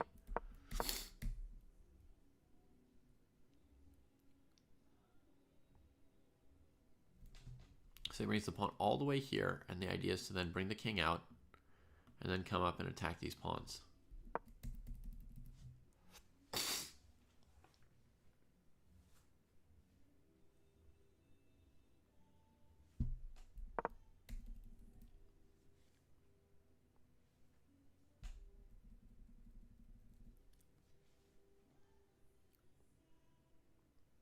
Still in blitz, you win this as white? Maybe. I don't know. Depends if he ever brings the king out, you know. He waited around so long here, you know, at some point black could have just played rook a1 and trapped his king, right? It's getting pretty close. Like, black actually already started shuffling the king here. Okay, here comes the king. So there's still some drama left in this game for sure.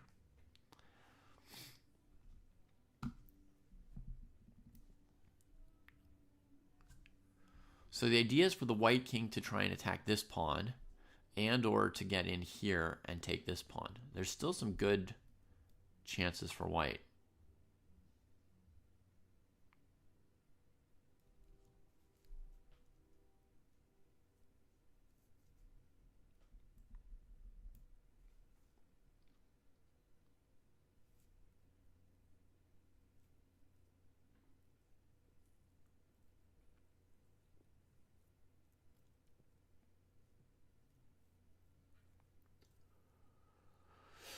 By the way, scheduled for today, folks, as we get near the end of this lesson, I'm going to have a meeting with Jesse and Kostya from 11 to noon.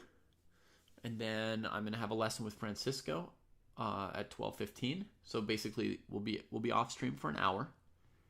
Then we'll be back on an hour after this stream ends with the next lesson.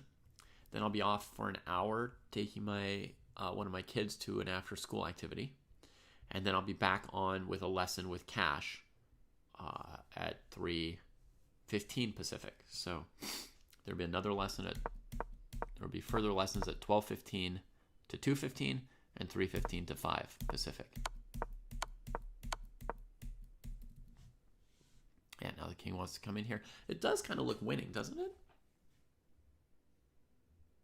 I guess maybe black can save it when the king comes here with f4 check.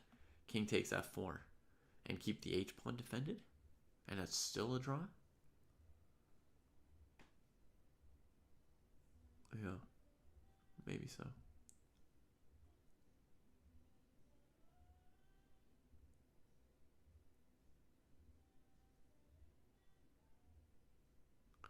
I'm actually thinking if black plays king h7, the winning move might be rook here. Okay, black gives rook a4 check, and he doesn't take the pawn. Brilliant move from Martin going for the h5 pawn. Love it. Taking on f5, rook a5 check, good drawing chances. King g5, yes! That's, oh my god. That's a hell of a technique to spot.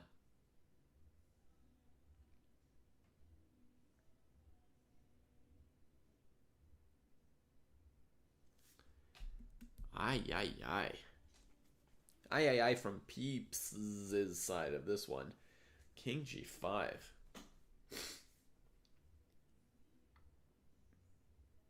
Exactly. It's sneaky, but the king can get out at g4. I mean, white has to keep their cool. When black plays rook a5, you have to keep your cool and take this pawn.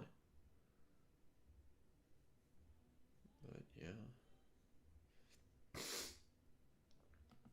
And by the way, in this position here, if black didn't give the check, right? If they played king h7, I was thinking this move might be interesting for white. Idea being takes, going after this. Oh, sorry. I guess black has this move to keep the king out of here. Could we play king g5 here after they play here? Use the rook to take this pawn, block the king from checks from the side, and win this pawn and win the game. That looks winning.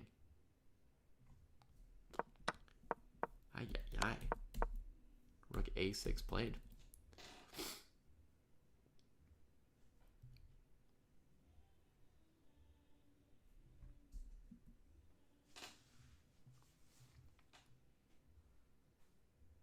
So now, logically the right move would be king takes h5 here probably. That's what Martin does. Because this one is still always a target.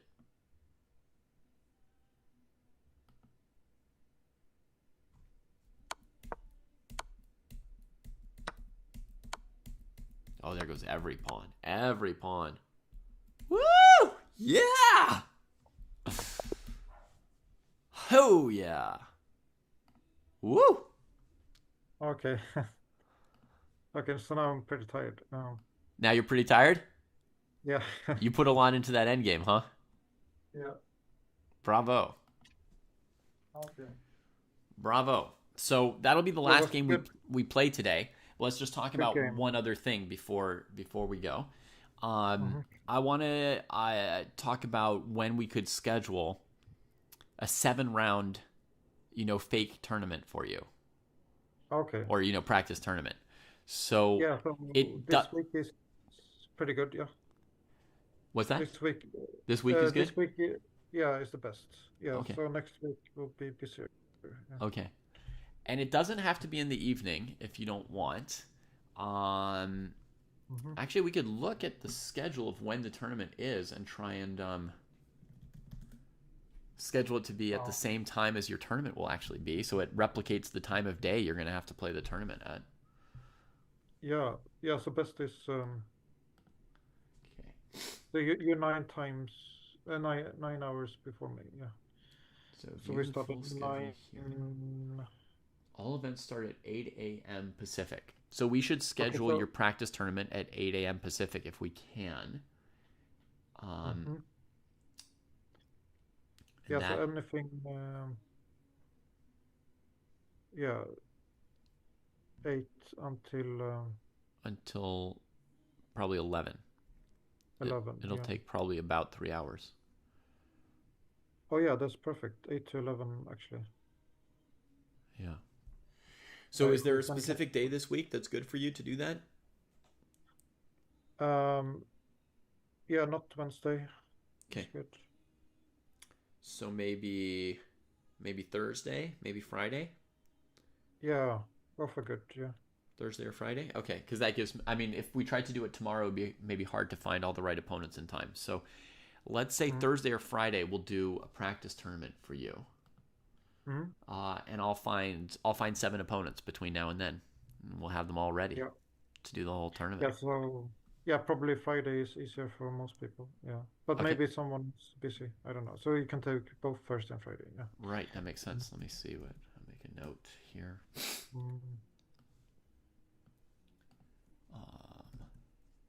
So Thursday or Friday at 8 a.m. Pacific. Should I do game review?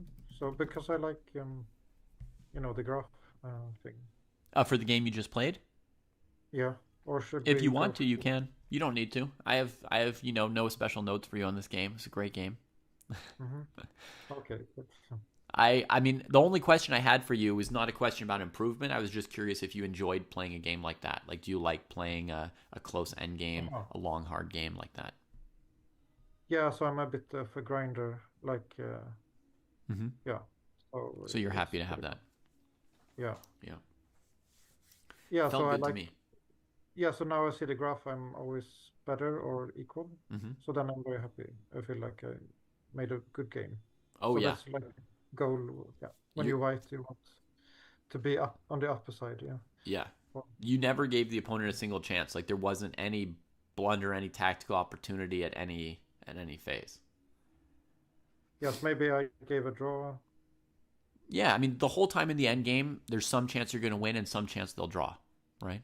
There's always a chance. Oh, you mean the end game? Okay. Yeah. Yeah, so they made a great defense. Um, I have to say. Yeah. Yeah. Wow, they almost found the the fortress. Yeah. Uh huh. It's pretty amazing. Like, Yeah. I mean, it would be hard in a classical game Yeah. then. Yeah. They were Yeah. very close. It was a very very tough and long game, and Mm. yeah.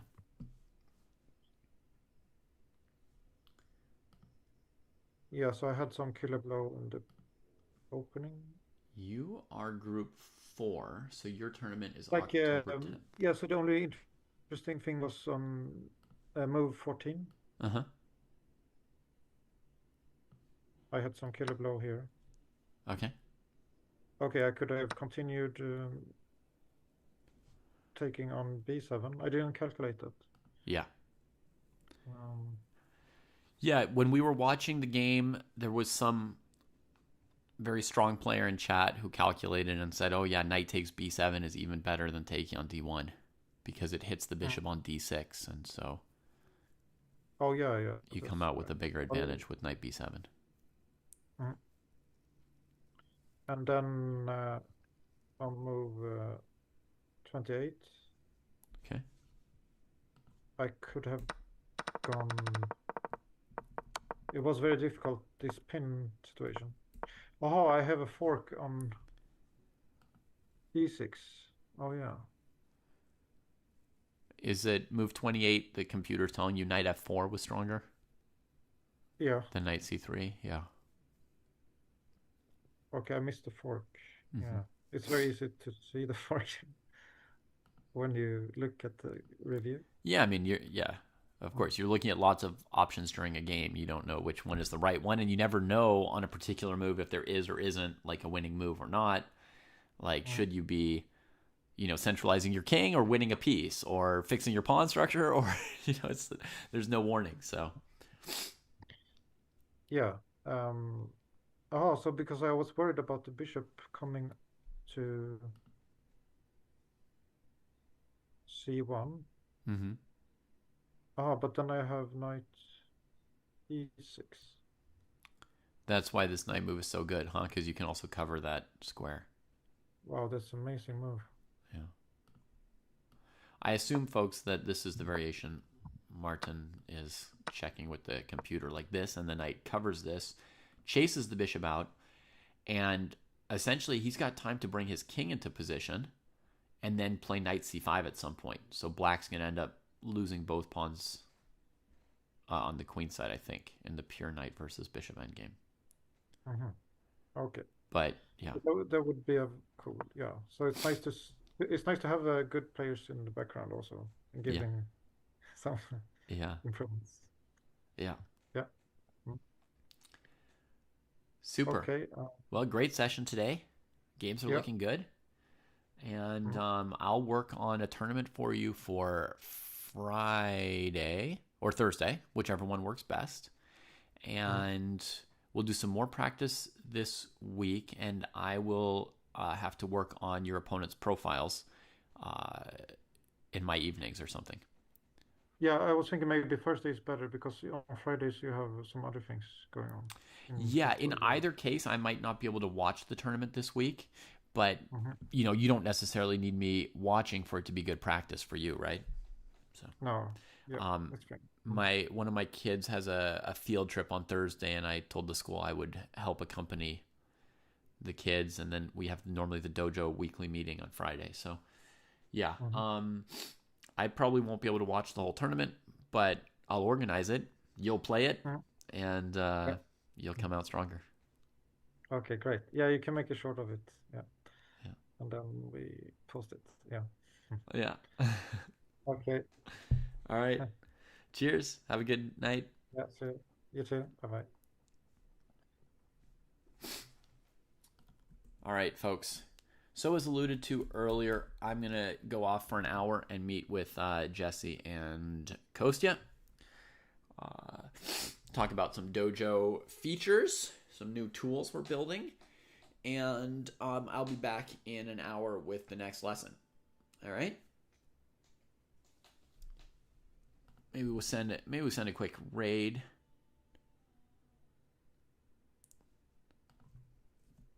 Why not, right?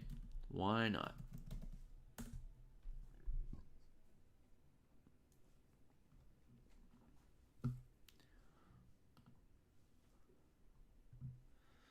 All right. Cheers, everybody. Be back soon.